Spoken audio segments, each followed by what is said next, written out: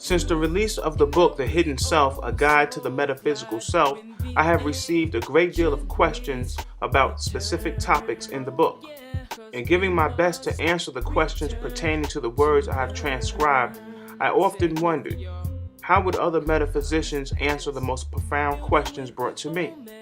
I immediately contacted some friends of mine in the world of spirituality and metaphysics. Reverend Chika Akua, author and lecturer. Jamela Franklin, professor and Reiki master. Ruja Zarabanda, alchemist and lecturer. Taj Purple Crown, producer and recording artist.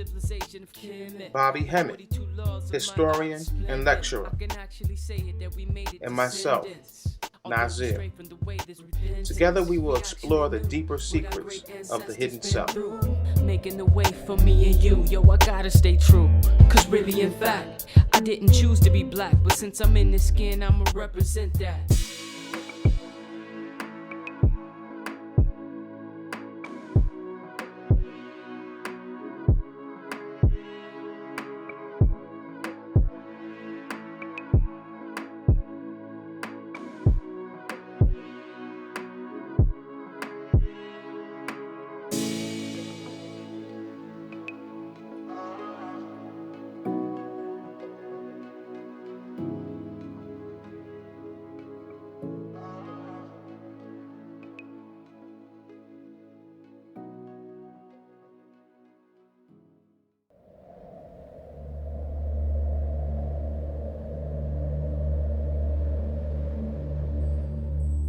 That two ways.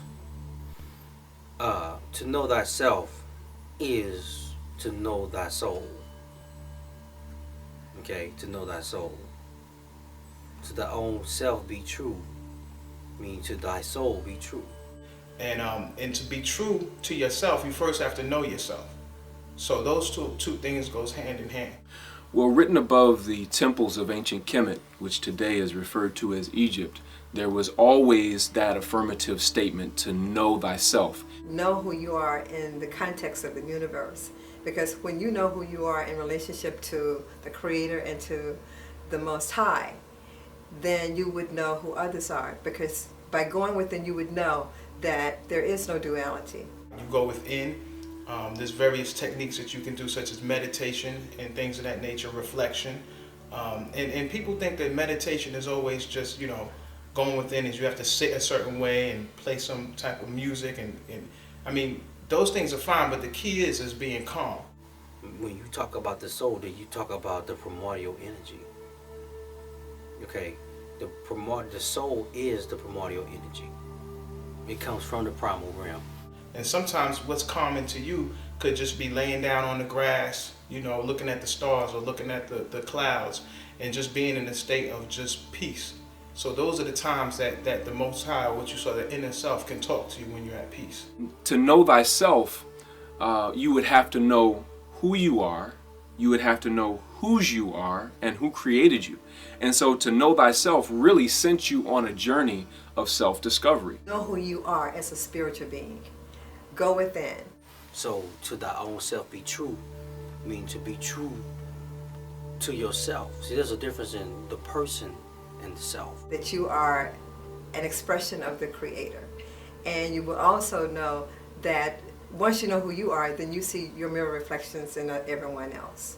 And all of those particular points became the essence of the initiation system, that you could not matriculate through these ancient systems or these ancient temples until you were able to go through this journey of self-discovery. If you don't know who you are and whose you are, where you came from and who created you, then you cannot reach self-mastery. And that you can't mistreat a person outside of you who really isn't outside of you, but appears to be outside of you, because everything is an illusion, because that person is nothing but a reflection of you. The person is just the personality. You know what I'm saying? To know thyself. See, we all know our personalities, don't you think? Well, you like red, you like this color, you like to eat this type of food, you like to eat that type. So you know your person, but you say that's yourself. And we all know that. So the question is more deeper than that. And so the initiate was encouraged to go through this journey in order to reach that form of enlightenment. So when we say to know thyself, is to know that you are more than this particular personality and this particular energy that you represent on earth. Just really getting into yourself and listening to yourself, you know, is the process by which you get to know yourself. And, you know, once you know yourself, then the next step is honor thyself. Because the most average person will tell you, I know myself. I know what I would do. I know what I won't do. I know what I like. I know what I don't like. The average person would tell you that. So it's almost like a riddle in itself. It's like, to the ignorant person, it's like, I already know that. The Most High breathed into man his spirit, and man became a living soul. So that's telling you right now that it's the spirit of the Most High, or that divine spark that animates our entire being. Know yourself. Take the time to really listen to yourself, to honor yourself. In fact, the word spirit means to animate, and to inspire means to come alive, to awaken. So that actual part of us that animates our body is God. You know, once you honor your nature, or honor, you know, the things that you know are good and right for you, and agreeable and harmonious for your life. So when you know yourself, and you come to understand that inner voice, it can guide you. And we are nothing. And when you say you're nothing, that means that you say, I disown my personality. Because to be nothing, it means to be all. So for you to disown your personality and say, I'm nothing, means that I recognize myself. And that's another way of saying, know thyself.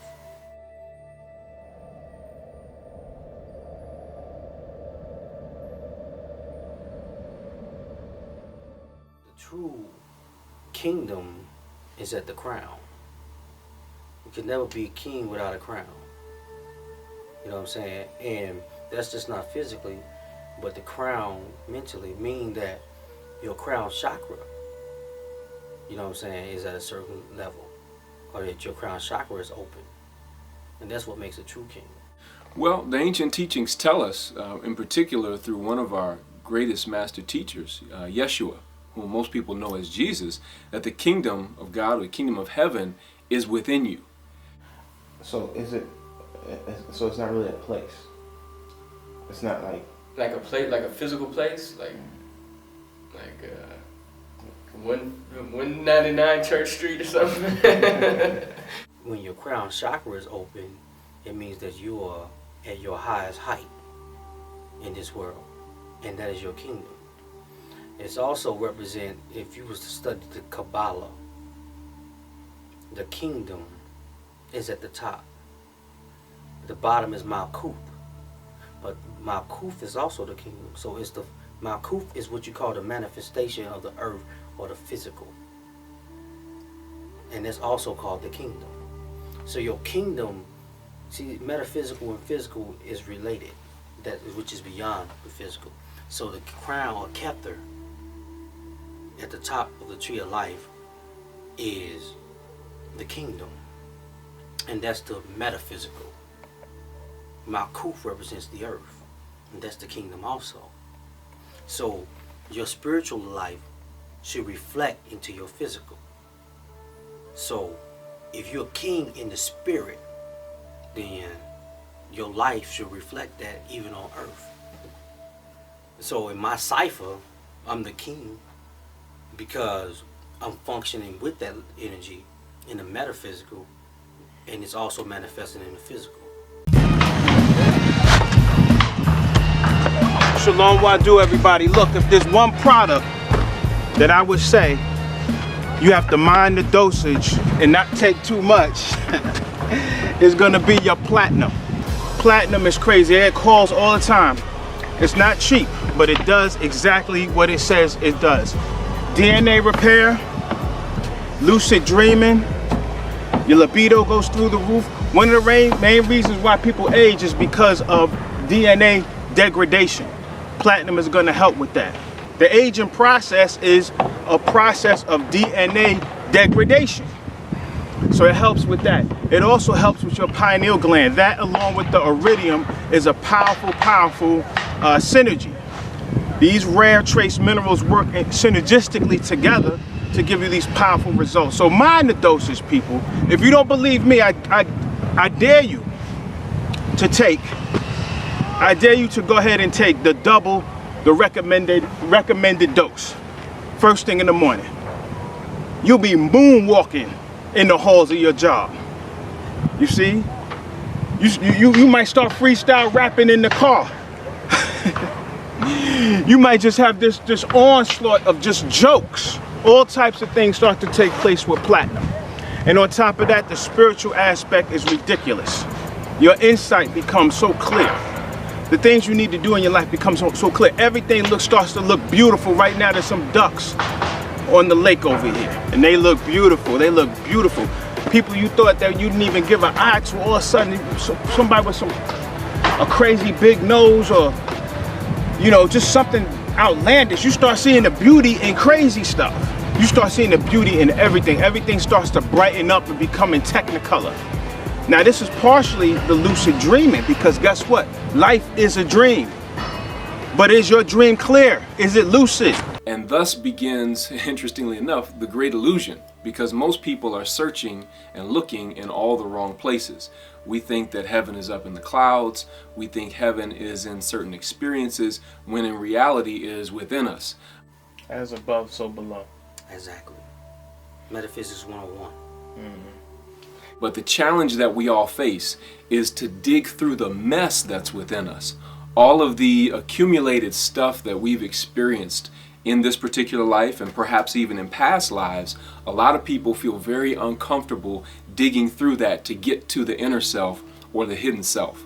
In all the religions, they tell you to go within. And I know within Christianity, the Christ said, that he has searched for years outside of himself to find that the kingdom is truly within. But indeed, the kingdom is within for those who discipline themselves enough to sit still long enough, unplug their circuits from all of their worldly experiences and opportunities, and begin to really go deep within. And that's when you begin to experience the light that is within all of us. But in the latter-day version of Christianity, we're taught more about the duality. We're taught to search outside of ourselves. We pray to a God that is outside of us. We keep appealing to the deity that's outside, and there is an energetic force that's outside that I call God, but then also it's within us.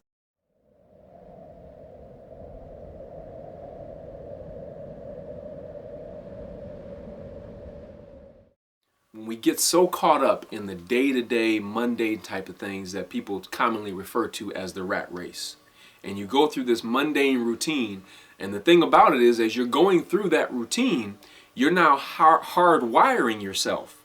If you go to work the same way every day for months or years, and then one day you have a day off and you get up and have to go somewhere, you will find yourself on autopilot going the same route as if you're going to work. A certain part of your brain says, you know what, we can shut that part down and put that on autopilot, because he always does that. Getting up, going to work every day, coming home, feeding the children, doing the bad, going to bed, that sort of thing, and it just repeats over and over again. And you be almost like an automation, almost like a robot, doing the same thing over and over again. And they've gotten carried away by trying to provide for themselves and their family, and they're not living their life anymore on passion or on purpose. Psychology tells us that what stimulates our brain and our neurons is novel experiences. When we do new things, we experience new cultures, learning things outside of what was presented to us. That stimulates the brain. That's what awakens us. That's what brings about consciousness. And so it's very, very important that you be very clear about what your purpose is. See, if I'm not clear about what my purpose is, then I get consumed and enveloped into somebody else's purpose. It's almost like a path. If you're going to walk through the forest and you walk the same way all the time, it's going to be very easy because you're going to clear the path. Well, there's neural pathways in your mind as well. And if you don't go in with that conscious awareness, you are ripe to go through a challenging experience. You constantly think the same way, it carves a pathway. And it becomes very easy and Automation. That's why life is most of the time people seek comfort through automation. I always did it this way. I always thought this way. This is how we always did it. It's easy this way. Why should we try things different? Because it's difficult.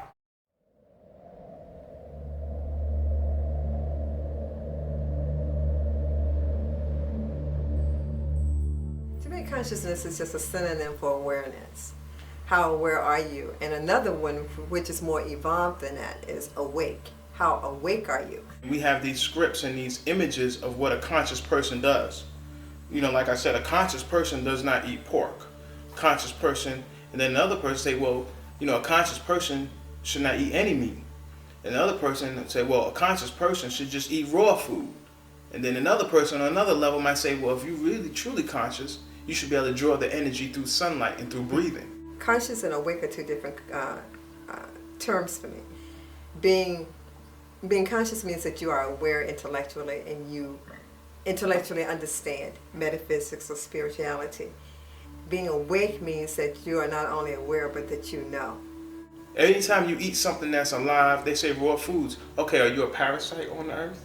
You see, so you could flip that on a person who's a vegetarian and say, well, you're still eating a living, you know, organism. It gave its life. It was alive until you ate it and chopped it down and ate it. We have been sent here to learn certain lessons, and it's very much like a college or a university. And the interesting thing about it is if you go to a college or a university, or sometimes even in your high schools, you have the opportunity to choose your course of study, to choose the classes you will take, what time and when you will take those classes, and even sometimes who your professors or your teachers will be. The same is true of this life that we're leading. And you don't have to explain it, you just are it. You are being. When you are awake, you are being it. Conscious means you are thinking it.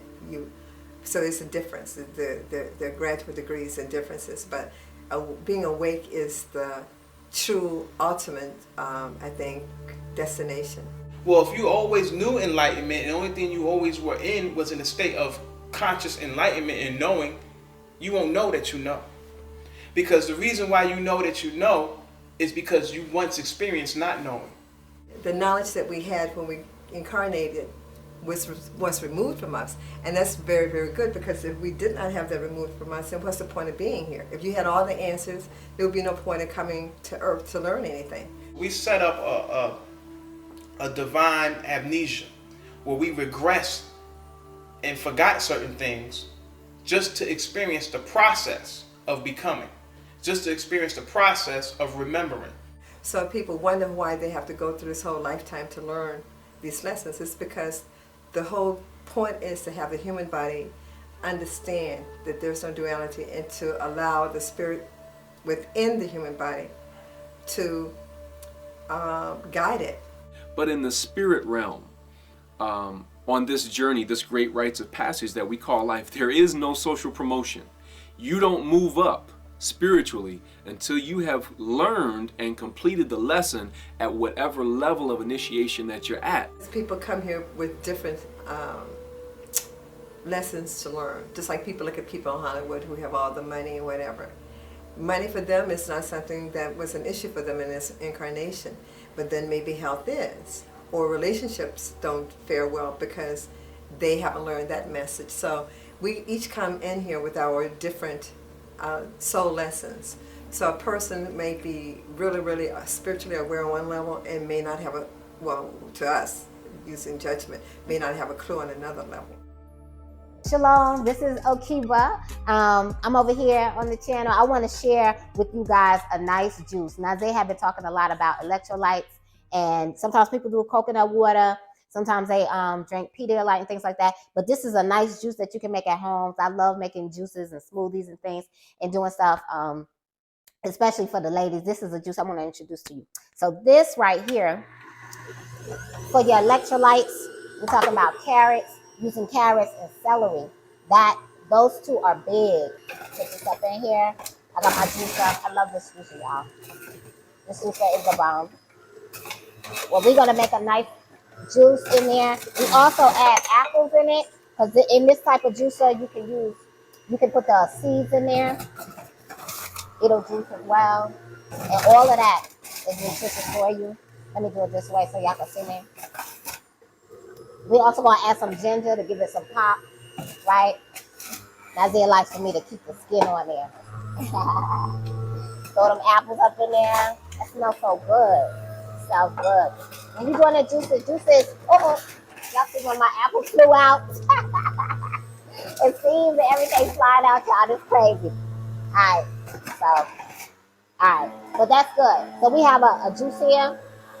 Here's what I'm gonna do for this part of it. Add a little extra pop with the ladies for the ready for action right here. When you add this in there, in addition to dealing with the electrolytes, you also helping with your stress. It helps to reduce stress. It helps to boost your libido. It's good for weight loss and hair growth. All of that is a part of the ready for action, as well as anti-aging. Beautiful. Helps you. All of this is for beautification and health and vitality and everything, but this is made specifically for women, formulated specifically for women. I'm gonna do only part of it. I'm gonna put a little bit of it in there, and then we're gonna add a few drops of the ready for action. You shake it well, and I'm gonna put a dropper full right there. Put two. Put 2 droppers full, you know what I'm saying? And I'm gonna drink it up. So y'all get y'all some juice, and this is powerful each day. Each day you can count some of this right here.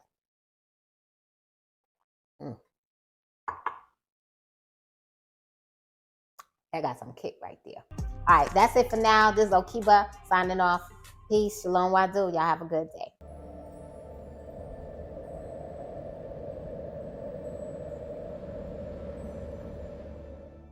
How we judge others is how we're judged. In the whole act of judging, you're just judging yourself and setting up rules and all these different things when you don't understand anything about that being, who that being is, and what they're trying to do.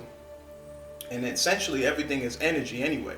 So, so if everything's energy, if you're at a certain vibration, everything that comes in your circumference is raised to your vibration. Now, the interesting thing about it is we go into many different spiritual systems, and particularly African spiritual systems. We're taught that we chose to come here as we are, at this particular place, at this particular time, in this particular reality, because we wanted to have a certain set of experiences. That being or that spirit might be seeking to truly experience righteousness on a different level. Because if you reach a certain level, in order to appreciate it, you have to experience the opposite. So you don't know what someone's individual journey is and soul purpose is. So I'm working on it, and it's challenging, but I'm working on more and more and more to stray away from judgment. That's why it's so important that sometimes we condemn people, we judge people. That person might be on a total higher, different level than you. But from your perspective, you're looking at like, oh, look what they're doing. But when the pendulum swings the other way, they'll be way up here. And also those things that may seem to be unconscious may be steps to help this person truly get to his or her soul purpose on this planet. Say, for instance, someone who's homeless. Maybe in this incarnation, this person has to go through that in order for him or her to truly go within and see that he or she does not have to live that kind of existence.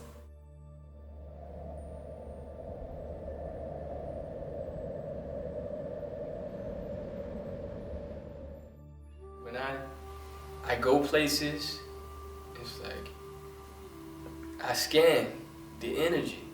I'm open, and I allow myself to be open, receptive to the energies that are around me, so that I'm receiving on a subtle level, information, about my environment. And it lets me know, like, okay, like what's present in the room, what energies are present in the room, and then how, I need to deal with that. It's helping to make new connections in your mind. These things help make you actually more intelligent, because consciousness can be looked at as a form of a higher intelligence as well. But that's because you are receptive and sensitive to that energy. And the more you focus in on that and nurture that sensitivity, the more information you could receive from your environment. Even this particular state that we so-called, or people think they're conscious, that's nothing. That could be a state of total ignorance on a whole different level. So we're constantly evolving, constantly going back to where we're, who we truly are, as we experience this remembrance.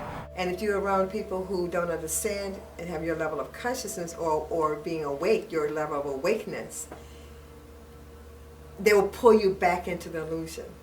But if you are not living in integrity and you certain times like I've experienced where I go to eat something and my spirit, my consciousness just tell me don't eat that. It'll just know already, you know what I'm saying? Something wrong with that food, you know what I'm saying? I just know,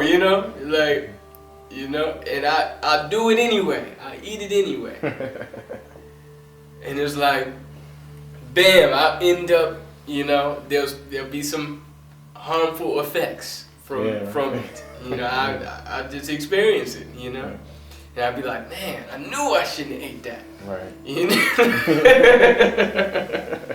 Indeed. I knew I should have ate that, That's you going against yourself. Earlier I was talking to a queen and we were talking about that, and she said, well, what makes you think they're necessarily conscious? And immediately the spirit told me, well, there's different forms of consciousness. You can have a person who's health conscious, financially conscious, educationally conscious. So when you just throw that blanket statement out there, a conscious person, you have to be specific. But when you are in alignment with your higher self, your higher knowing, and living in integrity and with, all of your bodies are in alignment and harmoniously aligned, then you can benefit from the higher knowing. There's many different types of consciousness. You may be just health conscious, but financially you're unconscious. This person may not be, health conscious as far as maybe the foods that they eat and such, but they may be very financially conscious. So we have to make a distinction. From the Christ consciousness that knew that you shouldn't have been messing with that in the first place before you even put it in your mouth. So you don't have to experience, the harmful byproducts of going through that experience because you already knew, oh, okay, nah, that ain't for me, you know what I'm saying? That's for me, Even a so-called conscious person, they think they may be conscious, but they still just as religious as any place else. Okay, I'm conscious, so I wear sandals, I wear oils, I burn incense, I may have dreadlocks, and these types of things, and say because they fit in the script of what a conscious person is supposed to look like and do. I meditate, I play, the Chinese bells and all these different things, which fits a script of a person being conscious. You might not be conscious at all. When you're just following the routines and rituals of the script of what they told you a conscious person is supposed to do.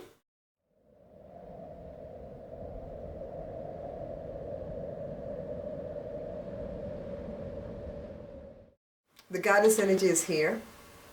And I think what is happening is that we're going to have more of a balance with the goddess and the masculine energy.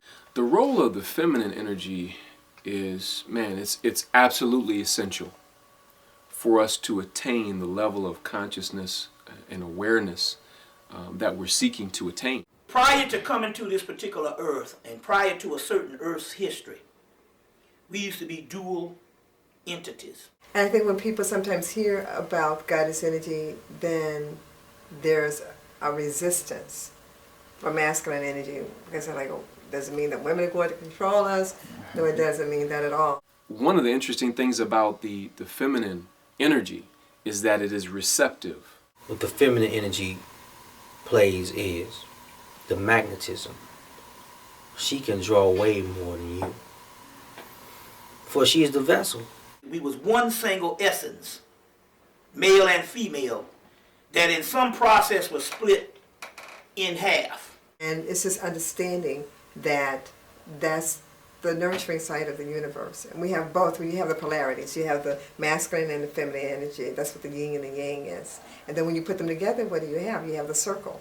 So the feminine energy is receptive to the spiritual energy that seeks to infuse it. Now, this has a positive aspect and it has a negative aspect. When you ask, what am I submitting to? Well, I'm submitting to the higher will. What am I receiving? I'm receiving the higher knowing. So when you look at a female, you're actually looking at a part of yourself that you're trying to get back. That's why it's so fascinating. And that's when a woman looks at a male, she's looking at the part that was split in half and separated, she's trying to get that back. Being able to be sensitive, to everything that's going on around me, that awareness, that heightened sense of awareness. So what we're talking about here is a whole nother level of attainment. We've had a lot of masculine energy that's been really controlling things, and the balance is going, particularly in this country. It's a warlike, hawk kind of energy, the masculine energy, and now you see a softer wave coming through. And so when you understand the feminine aspect and begin to balance the femininity with the masculinity, that is part of the goal of reaching that oneness. But a part of the concept of the divine feminine is ultimately talking about the divine androgyny. When masculine energy is balanced with the receptive feminine energy, it becomes assertive and it penetrates into those deeper realms of higher consciousness and seeks and stakes out its territory and says and affirms that I am meant to be a master. Which means that males should strive to become more feminine and females should strive to become more masculine to balance out their particular aspect. Now, we're not talking about sex. This is where things get muddled. We're not talking about sex. We're talking about an essence. It's just balance. You don't want to take it to the extreme. Right. You know what I'm saying? Balance. Maintaining the balance. We both have these particular halves. And it might not be separated as we think that it's in another human, as it is something that is separated inside of ourselves. These essence that we're talking about is inherent in both of us. When they talk about being born again and being baptized, all that is talking about is going back to that childlike nature through the womb energy. See, it's the womb energy or the feminine aspect that brings us back to the child, which links us back to the universe. There's a book out by June Singer, a Jungian psychologist, a book called Androgyny. And what they're saying here is ultimately when we raise back up to the God levels, the gender thing going to disappear. You see what I'm saying? It's going to disappear. It's going to be just like and you have this particular entity, whereas you no longer have to crave for the sexual aspect to try to get something back because it's all within you.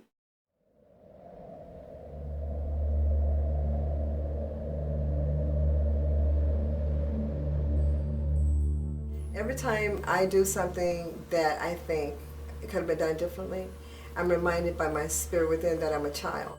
The child aspect of you, when it is free, it is the time when you can access more information and you can get the things that's around you because it's not dealing with the ego. Yeah, we're coming from a spiritual realm to the physical realm. And basically, when you come to this world as a child, you're closest to that spiritual realm. Even if I were 100 years old, I am a child because I'm just a blink in the eye of the infinite. The archetype of the child is absolutely essential because the child represents being teachable, being malleable or moldable, being willing to be shaped. So therefore, the potential, as far as your ability to perceive things on a greater level, is higher than someone who's been indoctrinated to say you can't do those things. Children are not indoctrinated with society and their culture fully. It's like the bumblebee. They said that it can't fly based on the wingspan in the body, but it don't know it can't fly, so it flies anyway. You should never truly, fully grow up. Because once you say, I'm grown and I'm grown up, that's it. You have to get back to the innocence, is the word we're looking for, to short circuit the ego. The child is freedom. This is like in the Egyptian, they talk about the scarab. Here's the heart scarab.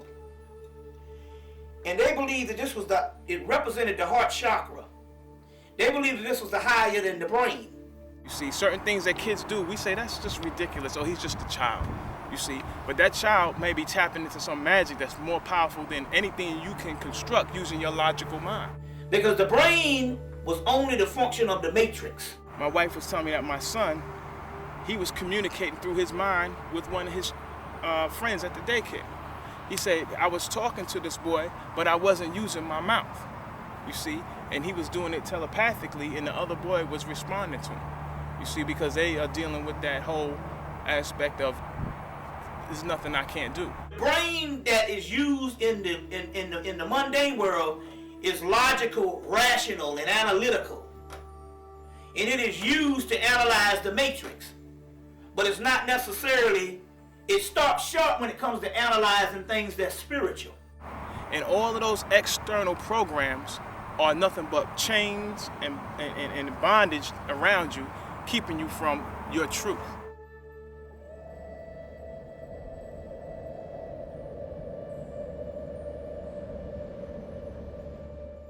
For a month, say that everything that's fantasy and non-logical and non-analytical or non-rational is reality.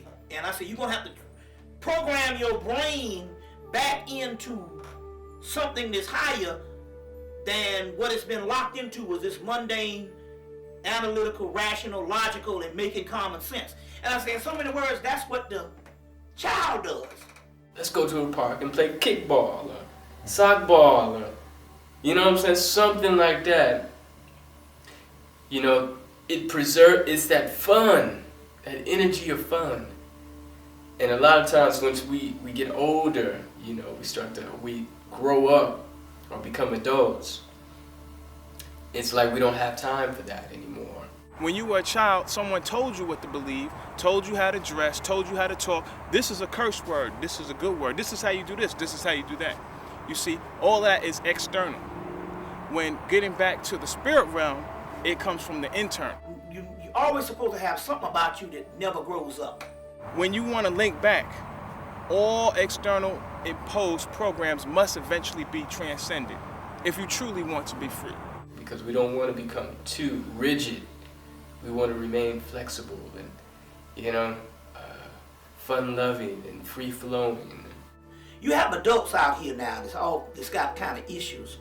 And they might have issues because of the playtime was cut short. That's so important to preserve, because it keeps that feeling within you. You know, that feeling of flexibility, of lightheartedness, of fun.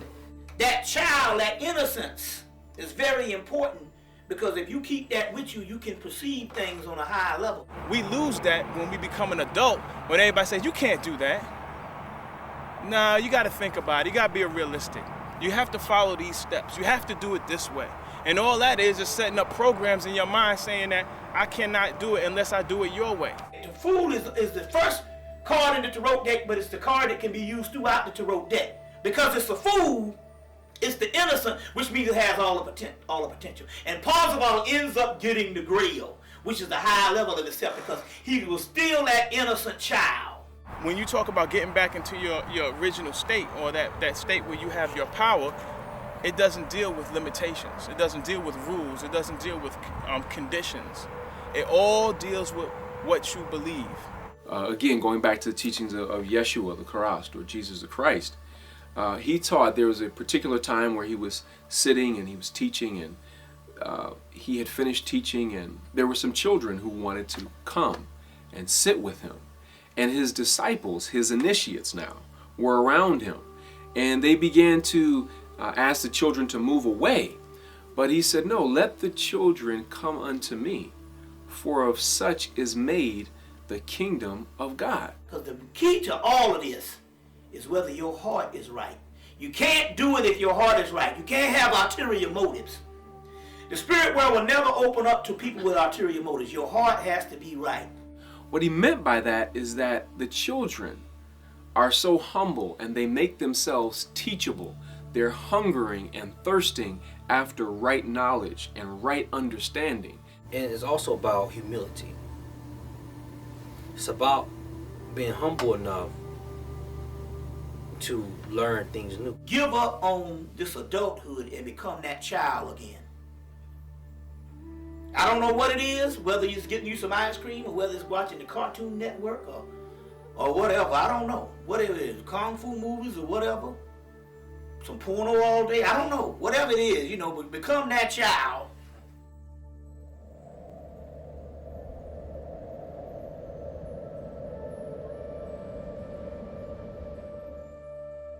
with all of our critiques of youth culture today, that's one of the reasons why so many youth have gone astray.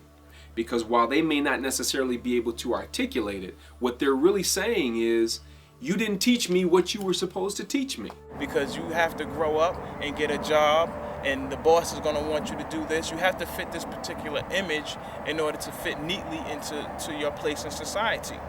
But what they're saying at the deepest psycho-spiritual level is, you did not provide properly for me, you did not properly educate me, you have not told me the truth, and you have sold out your existence, and now you're trying to impose your selling out upon me.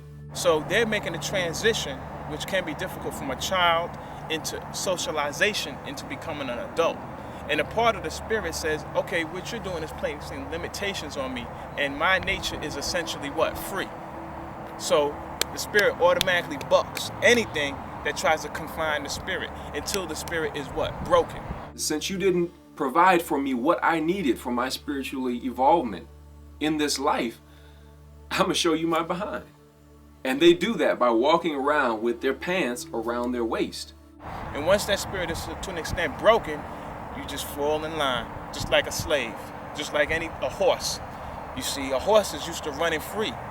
But for you to go ahead and train a horse, and you have to break a horse. Just like the whole Willie Lynch of breaking and making a slave, you have to break that person's spirit to the extent it's like, I give up.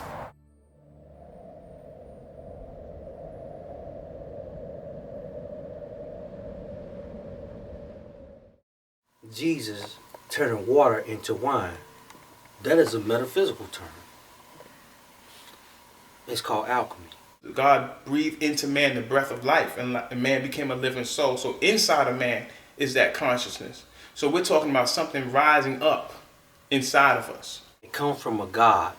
The name alchemy comes from a god named Akahu, the God who transforms things. So when you're talking about the Christ, what you're talking about is your own higher self, or your own pure soul. You get the word Akahu, and you get the word alcohol. Alcohol means it was transformed from something else. And the pure aspect of the soul being the Savior is talking about your childlike nature. You see it because it tells you that the only way you can make it to the kingdom is through being a child, the childlike energy. The Christians look up on it as if some guy had some water and stuck his finger in it, or did like this, and it turned to wine. It just means transformation. We're talking about consciousness. We're talking about going back to a state where we were in tune with the spirit world, as children are. The process is to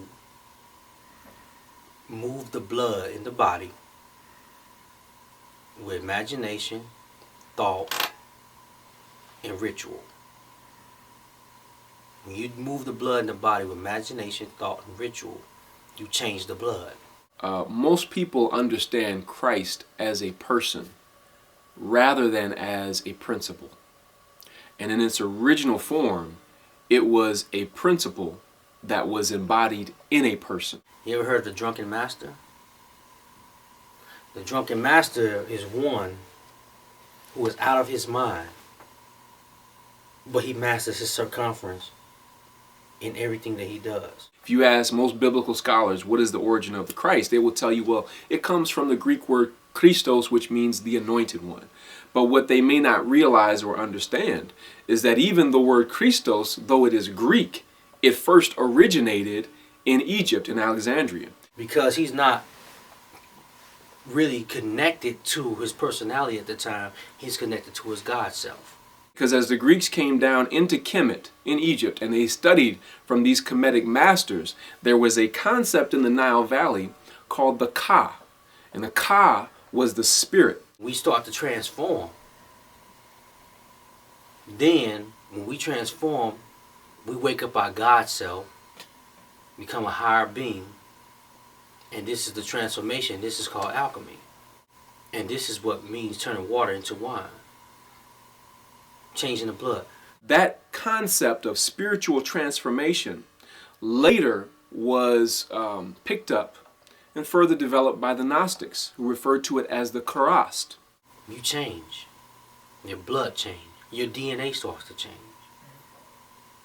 All these things start to happen. You know what I'm saying? Because then you start to wake up with this thing called junk DNA. The charast was the person who was consciously connected, raised up, and resurrected. And that is a person who goes through this spiritual transformation where they come into the conscious understanding of their oneness with the Most High. Then new entities and new beings that's been suppressed in yourself start to come alive. That's transformation. That's turning water into wine. Christ is a title of distinction that each individual themselves can attain as well once they reach that level of charast or Christ consciousness. That's why the Gnostics teach about Christ consciousness. Christ consciousness in Gnosticism is not about worshiping Jesus. It's about you becoming Jesus or you becoming Christ. And they try to make it into a historical thing. That's the same thing they did with the whole Jesus story. Took a sublime mythology that all cultures have and try to historicalize it. The Christ is inside of you. The charast is inside of you, awaiting an awakening of full expression. The Christ means someone who's anointed. It doesn't mean one person. It's an amalgamation of several different personalities and individuals. If you have a vision beyond where you are and where Spirit is truly calling you and us to be, and where Spirit is calling all of humanity to be, then we will accept the charast or Christ into our lives.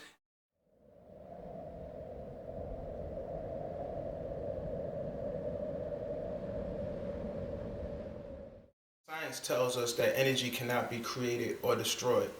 So if that's true and we're all composed of energy, then everybody and everything is essentially just one energy. All of this, the creation, exists within the mind of the Creator, you know. And so this is just on a macro cosmic scale. We are living in the mind of God. Okay, now when you come up to the level of differentiation where we're at now, where it's one person here and another person there and all these objects, they are seemingly different or separate objects, but the underlying reality is that it's all just energy. There is one source and one force through which we all live, move, and have our being. Everything comes from energy. So what do you mean it's not living? Everything is a dynamic form of an expression of energy. Almost like in the movie The Matrix, when Neo came to understand who he was, when he got in tune with his inner self, he realized he was the one. And he was the one that had the ability to see. Just that reflection, you know, so that we could see, you know, that other side of creation, that other part of ourselves. So if it comes from the Creator, it means that it has a purpose, just like you do. And just because it doesn't walk and talk and express itself like we do, if you don't have any of it here, we wouldn't be able to have the kind of existence that we have. So when he was able to see, he no longer saw the agents that was in front of him. When he got to that level of consciousness, he saw the code. He saw the matrix code. And everything that was around him, the walls, the agents, the floor, the ceiling, everything was nothing but this green code of information. So that information was the energy. The interesting thing about that is, even though it's one source and one force, it takes on multiple dimensions and multiple manifestations. I see people not understanding that if you don't see yourself as part of the Gaia, as part of the whole, you're going to end up destroying yourself. And I would say that that's true not only of the sacred, the one source and the one force, but that's also true of us. By cutting down the trees, we then have soil erosion. We start having a high rate of pollution because the trees get the pollutants out of the air. We came from one particular source, the energy broke up, and basically everything is split. So the personality is just a fraction of what the self is. And the Buddhists have a way of explaining it that Brahma, when he went into when Brahma is in a state of peace, he's almost in a dreaming state. It's a cosmic ocean of cups of water. And some water may have this much in it, much sand or magnesium or whatever mineral in it. This one may have more of that mineral in it. This may have more of that mineral in it. This may have this in it. It's all come from the same ocean. And when in Brahma's dream, he differentiates his consciousness into this whole universe of different beings. But all these beings are just aspects of his own consciousness in his own mind. There's an ancient Kemetic prayer that says, "May I ascend in the presence of the Beneficent One, and may I assume whatever form I want in whatever place my spirit wishes to be." So that's exactly what's happening right now, because we're all existing in the mind of God. Each particular thing that has more of something else in it represents the personality. So that's the trait. You know what I'm saying? So it's all coming out of the same pool, which makes it one. When you truly understand who you are outside of this personhood, this encasement called a body, and see the spirit and everything, then you understand it and say, okay, I'm connected to it. I may not want to have it be up close to me, like a rattlesnake, but I understand it has its purpose. And so we know that there are multiple dimensions and multiple modalities of the Most High, and we also have multidimensional aspects of who we are at our core and our essence.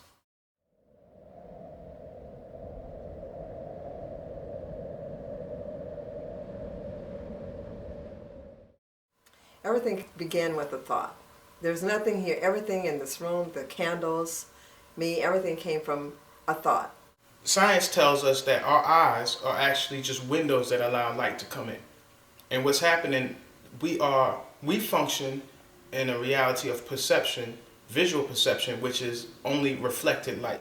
Now, let us reconsider this information more carefully. When we say we see, we actually see the effect the rays reaching our eyes form in our brain by being converted into electric signals. When we say we see, we actually observe the electrical signals in our brain. Only thing we see is the light that is bouncing off these so-called objects. So even the different colors that you see are not the colors of the object itself, it's the colors that are being bounced off from that object. The brain is sealed to light, and its interior is absolutely dark. Therefore, it is never possible for the brain to contact with light itself. We can explain this interesting situation with an example. Let us suppose that in front of us there is a burning candle, and we view its light. During this period, when we view the candle's light, the inside of our skull and our brain are in absolute darkness. The light of the candle never illuminates our brain and our center of vision. However, we watch a colorful and bright world inside our dark brain. So when the light reaches our optical nerves and the rods and cones in our eyes, those things create impressions, which sends impulses to our visual processing unit in our brain. Our brain then constructs what we see based on our past. The same situation applies to all our other senses. Sound, touch, taste, and smell are all perceived in the brain as electrical signals. Therefore, our brains throughout our lives do not confront the original of the matter existing outside us, but rather an electrical copy of it formed inside our brain. It is at this point that we are misled by assuming these copies are instances of real matter outside us. But it's not exactly what is out there. It's what our brain tells us that's out there, based on reflected light. Now you ask, well, what object that we know reflects light? And that's a mirror. These physical facts make us come to an indisputable conclusion. Everything we see, touch, hear, and perceive is matter. The world, or the universe, is only electrical signals in our brain. So with the mirror aspect, that's what we're living in. We're living in a hologram, an illusion based on mirrors, based on reflected light. Someone who watches the stars in the sky assumes that they are millions of light years away from him. Yet the stars are right inside himself and the center of vision of his brain.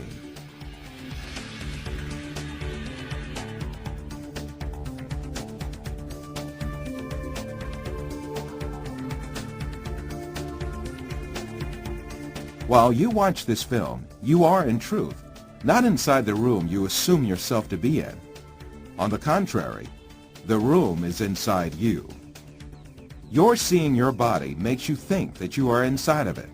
However, you must remember that your body too is an image formed inside your brain. It's like, how do we get beyond this illusion of reflected light? Because no matter what type of science that we consult, the information still has to be filtered through our five senses. Since we can never actually reach the external world, how can we be sure that such a world really exists? Definitely we cannot. The only reality we cope with is the world of perceptions we live within our minds.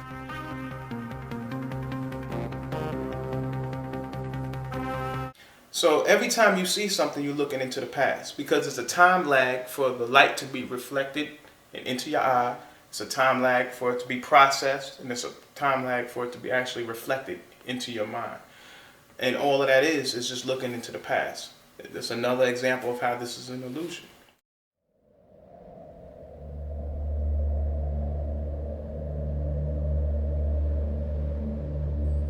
Shalom Marquette, everybody. Once again, Naazir Ra, and I'm about to make my Candida killer tea. And if you can see, all the herbal blend is in there. And one thing that you have to do when you do it on the stove top is you have to strain it. You have to, boil it, you have to seep it, and then you strain it. And what that does is just give you extra steps. So right now I'm going to tell you a quick way to do it so that you don't have to have all those steps. Simply get yourself a regular coffee maker. You can get those for $20 at Target or at Walmart, and get yourself some organic coffee strainers. And what you do is just simply make it like you're making coffee. It's very simple. One of my members reminded me of that technique at the event, and I was like, wow, that's very powerful. So you just make it like coffee. There's your strainer right there, right? You drop in your tea. I'm gonna put 3 this time, right? And I call this my ultimate detox tea because I'm also gonna add the skin tea, okay? I'm gonna add the skin tea. This is gonna be a liver, kidney detox, which helps purify your blood and gives you clearer skin. Candida gives you dandruff, dry skin, eczema, moodiness, all the things that just makes you a foul-looking, funky person. We don't want to be like that. We want to be clean. We want our breath to smell good. We want our skin to shine. We want our teeth to shine. We want our eyes to shine, because we are the golden race, right? So we put all that in. We're going to grab some water. I'm taking water out of my thermos right now. By the way, you should be drinking out of stainless steel. No plastic water bottles. It excretes xenoestrogens, give you man boobs, right? If you're a male, if you're a female, water retention and a lot of overweight. So you simply press start, and it's going to boil it. It's going to seep through, and it's going to make your tea. It's automatically going to be strained. It's automatically going to be seeped, and it's going to be ready to consume. There we go. It is now ready. Beautiful, right? Now, mind you, it's still going to be piping hot. So you got to let that sit for at least 15 minutes or so to let it get to a warm. Look at that, beautiful, seeped.